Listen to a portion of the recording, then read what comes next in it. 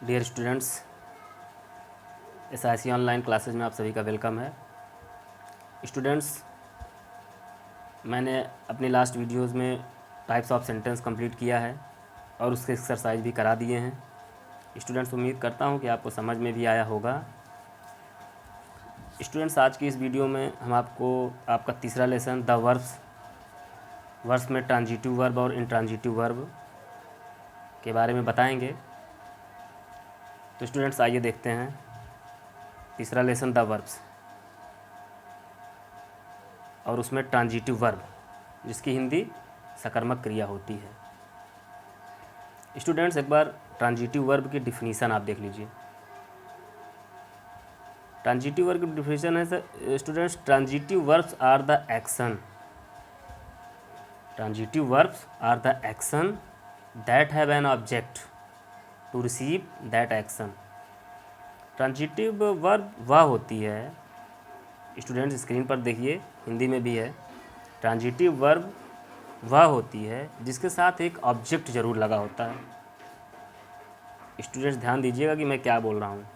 एक ऑब्जेक्ट ज़रूर लगा होता है जिस ऑब्जेक्ट पर उस क्रिया का प्रभाव पड़ता है।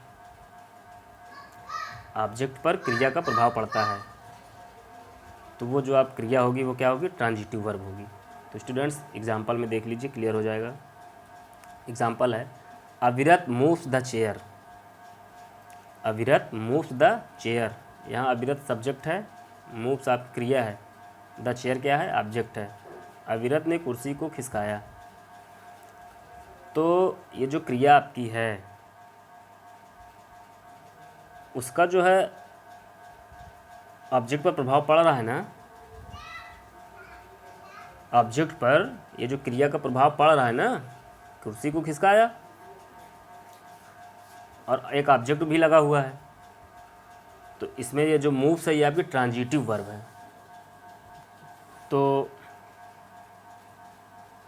ऑब्जेक्ट लगा होगा और उसमें जो है क्रिया का प्रभाव पड़ेगा तो ये आपका ट्रांजिटिव वर्ब हो जाएगा। बहुत आसान है। दूसरा एग्जांपल है, अयांश पुष्ट अर्नवी।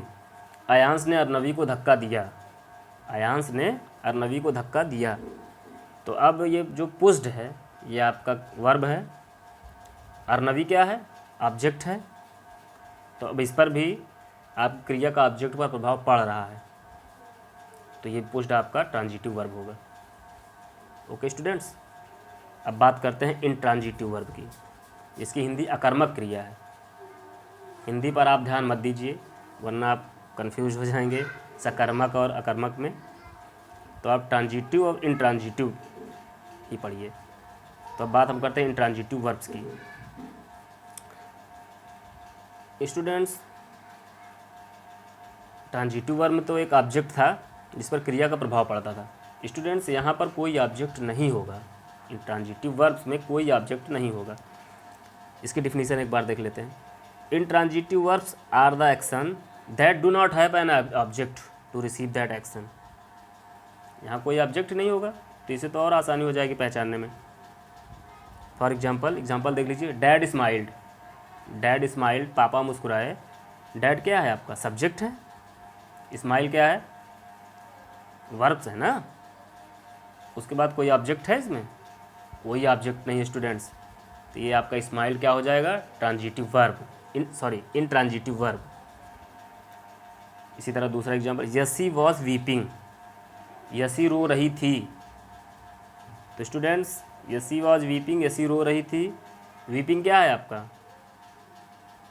क्रिया है, ऑब्जेक्ट है कोई?